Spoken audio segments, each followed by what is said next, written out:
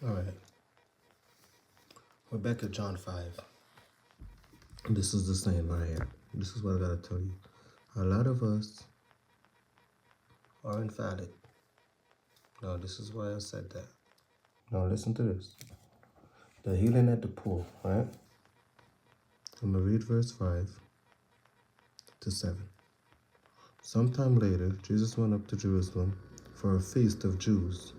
Now there is in Jerusalem near the sheep gate a pool, which is Aramaic called Bethesda, and which is surrounded by 5 covered colonnades. Here were great numbers of disabled people used to lie. The blind, the lame, the paralyzed. One who was there had been invalid for 38 years.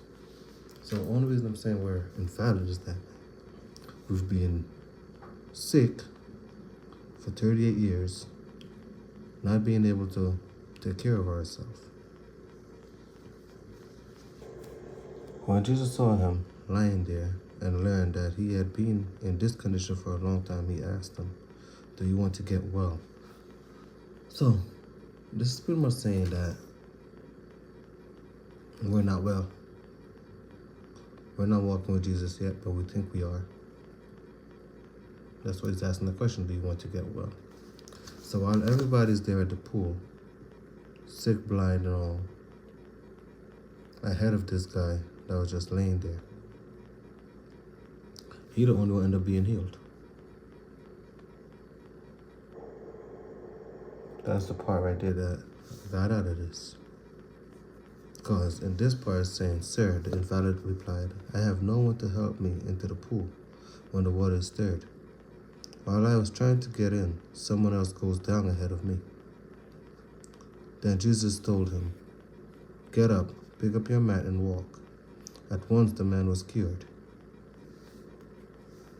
So he did not enter the water. He picked up his mat and walked. So the day on which this took place was a Sabbath. And so the Jews said to the man who had been healed, "It is the Sabbath, the law forbids you to carry your mat." But he replied, "The man who made me well said to me, 'Pick up your mat and walk.'" So they asked him, "Who is this fellow who told you to pick up your mat and walk?" The man who was healed had no idea who he was, for Jesus had slipped away into the crowd that was there.